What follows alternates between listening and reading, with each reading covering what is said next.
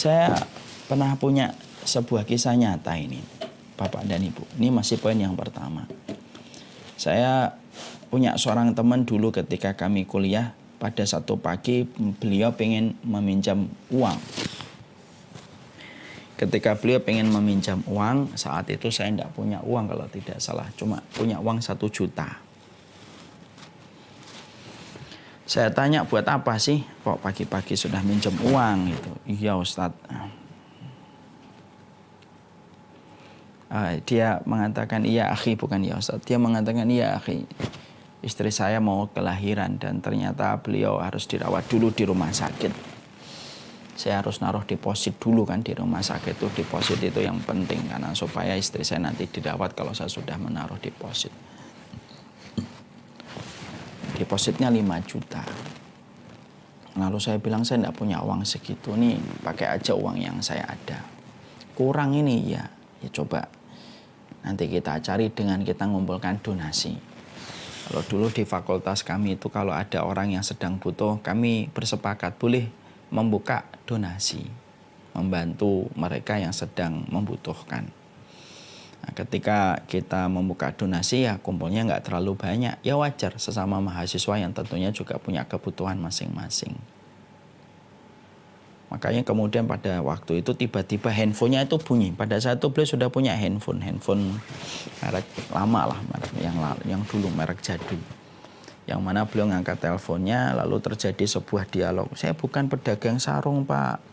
Terus saja dia berkata bahwasanya dia itu menolak dikatakan pedagang sarung. Saya bukan pedagang sarung. Iya nama saya itu. Iya betul saya dari Kalimantan, tapi saya bukan pedagang sarung. Lama itu saya dengar di sebelah itu, karena saya tidak mendengar si penelepon ya, saya cuma mendengar dari teman saya. Teman saya kemudian berkata, ya sudah Pak, kalau Bapak paksa saya bahwasanya saya pedagang sarung, mau ngapain Pak? Ya akhirnya si penelepon itu meminta supaya didatangkan sarung dari Kalimantan dan dia beli beberapa kodi.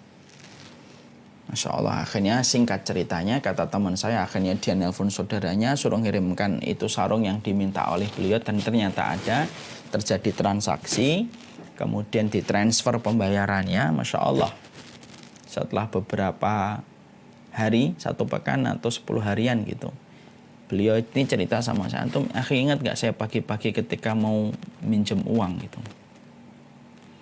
Iya, kenapa? Iya. Dan kemudian antum tahu ada yang telepon saya, iya itu orang itu mengatakan saya pedagang sarung, padahal saya bukan pedagang sarung. Tapi akhirnya saya iya-iyakan aja karena beliau mendesak saya. Akhirnya kami terjadi transaksi dan lain sebagainya. Dan akhirnya saya bisa dapat untung dari penjualan sarung secara tidak sengaja itu dalam tanda kutip. Dan beliau ngomong sama saya, antum tahu akhi berapa keuntungan yang saya dapatkan dalam transaksi itu? Saya tanya berapa? Persis dengan biaya yang saya butuhkan untuk menaruh deposit untuk istri saya. Masya Allah, Allahu Akbar. Allah itu kalau sudah memberi ngatur rezeki di luar logika manusia. Dan biasanya Allah selalu punya cara bagaimana memberikan rezeki-rezeki semacam ini. Ketika kita sudah mentok, tidak ada lagi daya dan upaya kita kecuali Allah.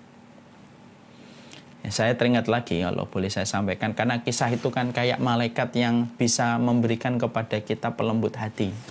Kisah-kisah nyata orang-orang baik itu harusnya kita jadikan sebagai motivasi setelah kita menempatkan Al-Quran dan hadis yang pertama dan yang kedua.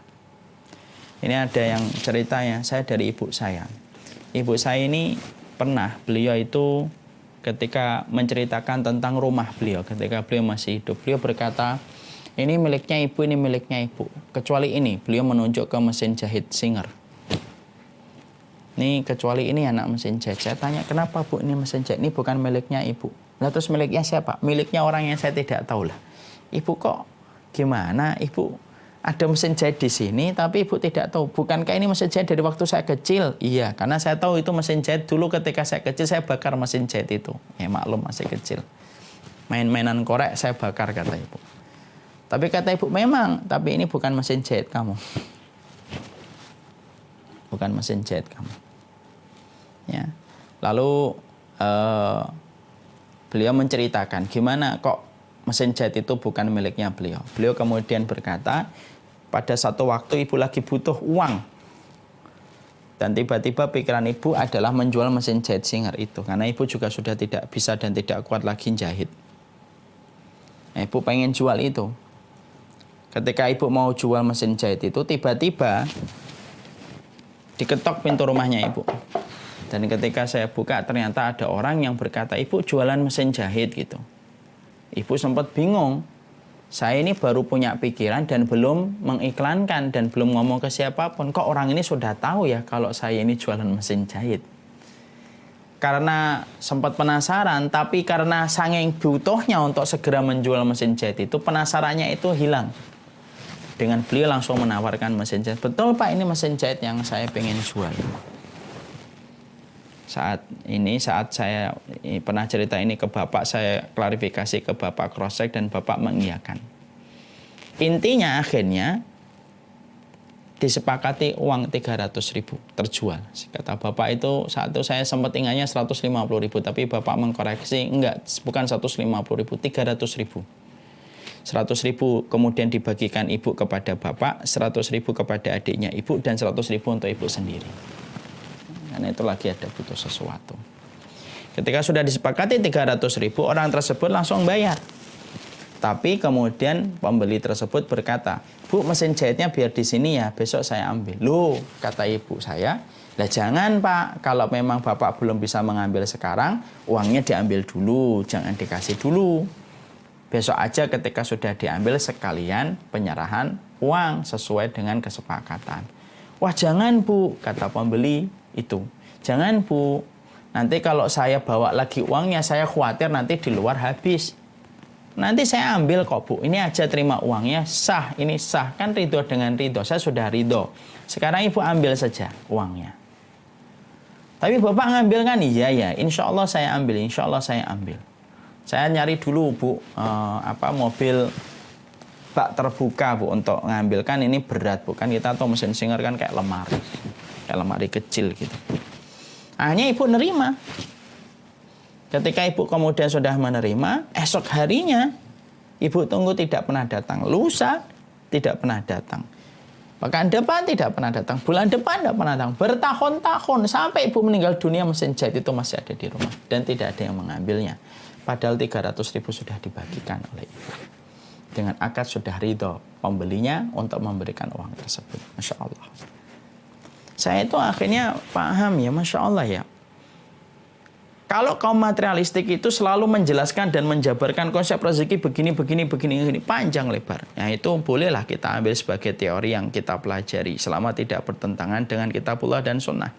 Tapi kalau orang beriman, kadang-kadang dia itu memiliki sesuatu, Masya Allah ya. Allah itu kalau sudah menetapkan, Allah itu pemberi rezeki. Caranya Allah itu kalau bagi rezeki itu kadang-kadang di luar logika kita. Tidak mengenal makro, mikro, nggak kenal. Tapi kalau orang yang beriman, fungsinya iman itu adalah menjangkau apa yang tidak bisa dijangkau oleh akal. Sesuatu yang tidak bisa dijangkau oleh akal itu ya pakai iman. Makanya memberikan rezeki, Allah yang memberikan rezeki, bukan mereka. Ini pakai iman, nggak pakai logika. Fungsinya iman menjangkau apa yang tidak bisa dijangkau oleh akal. Sebagaimana tadi kita menerangkan dalam surat Saba ayat yang ke-24. Kul ma yarzuqukum minas samawati wal ardi kulillah. Siapa yang ngasih rezeki kamu di langit dan di bumi kalau bukan Allah, itu siapa? Allah menyampaikan ini dalam bentuk pertanyaan yang tidak membutuhkan jawaban untuk mengingkari kalau ada orang yang masih beranggapan bahwasanya yang ngasih rezeki itu kantor, yang ngasih rezeki itu adalah ekonomi yang membaik, yang ngasih rezeki itu begini dan begitu. Allah kemudian menjelaskan gamblang dengan wahyu yang Allah turunkan. Qul ma yarzuqukum minas samawati wal ardi kulillah. Yang siapa yang ngasih rezeki kamu di langit dan di bumi kalau bukan Allah? Makanya inilah yang menjadikan akhirnya seseorang itu memahami betul. Dialah yang memberi rezeki, bukan manusia. Kantor itu perantara, atasan perantara, customer perantara, klien sementara itu adalah perantara. Tapi tetap di belakang semua hal yang tadi kita sebutkan, di belakang semua itu, di belakangnya kantor, di belakangnya atasan, di belakangnya klien, di belakangnya customer, Allah yang menggerakkan. Allah yang menggerakkan semuanya.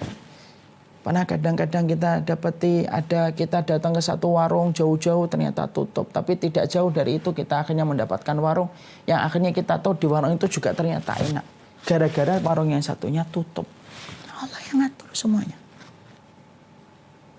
Dan itulah yang menjadikan kita menenangkan diri. Pandemi ini memberikan keterbatasan. Betul. Pandemi ini memberikan kepada kita turun dan lesunya ekonomi. Betul. Pandemi ini menjadikan kita mendapati kabar bahwasanya orang akhirnya di PHK, kemudian dipangkas, kemudian perusahaan ini ditutup. Iya. Sedih boleh, berlebihan dalam sedih yang enggak boleh. Khawatir boleh, berlebihan dalam rasa khawatir dan takut itu enggak boleh. Kenapa? Karena orang mukmin tahu Allah memberikan rezeki tidak pernah lepas dari 3 sifat yang sempurna. Sifat adilnya, sifat tidak pernah salahnya, dan sifat rahmatnya yang tidak terbatas pada kehidupan manusia.